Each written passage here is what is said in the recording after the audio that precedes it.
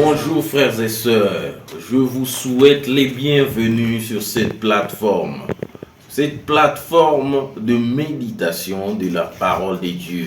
La communion fraternelle est l'une des habitudes des disciples dans l'église primitive. Nous communions autour de la parole, nous communions autour de la nourriture, car il est écrit: il persévérait dans l'enseignement des apôtres, dans les prières, dans la communion fraternelle et dans la fraction du pain.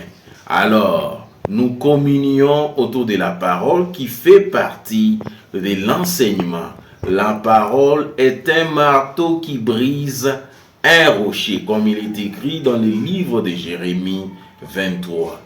Nous méditons le livre des Actes 12. Quand je lis, je constate que le roi Hérode voulait gagner la faveur du peuple. Qu'est-ce qu'il a choisi de faire? Il a choisi de persécuter les disciples de Jésus-Christ pour gagner la faveur du peuple. La Bible nous dit qu'il a fait tuer Jacques, fils de Zébédée, par l'épée, et il a fait emprisonner Pierre. Il a placé 4 escouades des soldats, c'est-à-dire en chacune des escouades 4 soldats, qui fait un total de 16 soldats qui les gardaient. Mais l'ange de l'Éternel l'a libéré miraculeusement.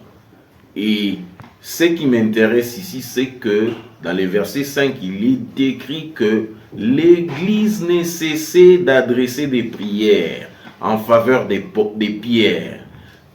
Voici l'attitude que nous devons prendre pour nos frères qui sont en difficulté. Ne cessons jamais d'adresser des prières en leur faveur jusqu'à ce que Dieu intervienne. Mais ce qui n'est pas bon, c'est que les disciples ont brillé par leur incrédulité. Qu'est-ce qu'ils ont fait? Ils n'ont pas cru que Pierre était libéré. Ils sont exclamés en disant que c'est son ange. Il n'y a pas d'ange de quelqu'un. C'était Pierre.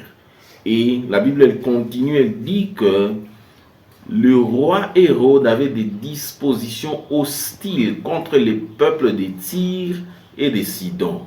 Alors, le peuple de Tyr et de Sidon, d'un commun accord, ils ont envoyé des délégations chez le roi Hérode pour trouver la paix, car leur économie en dépendait. Alors, quand le roi Hérode a ouvert la bouche pour s'exclamer, ils lui ont fait des éloges en disant que ça, ce n'est pas la voix d'un homme, c'est la voix de Dieu.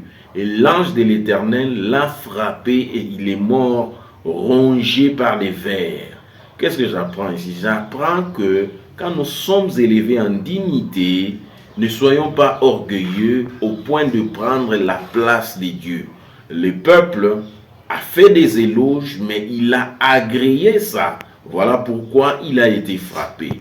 Dans tout le chapitre, la leçon à apprendre, c'est qu'il faut adresser des prières pour nos frères qui sont en difficulté.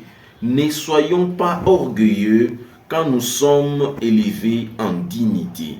Dieu nous bénisse abondamment. Continuons dans la méditation, car l'apprentissage de la parole, c'est la voie de la maturité. Amen. Dieu nous bénisse.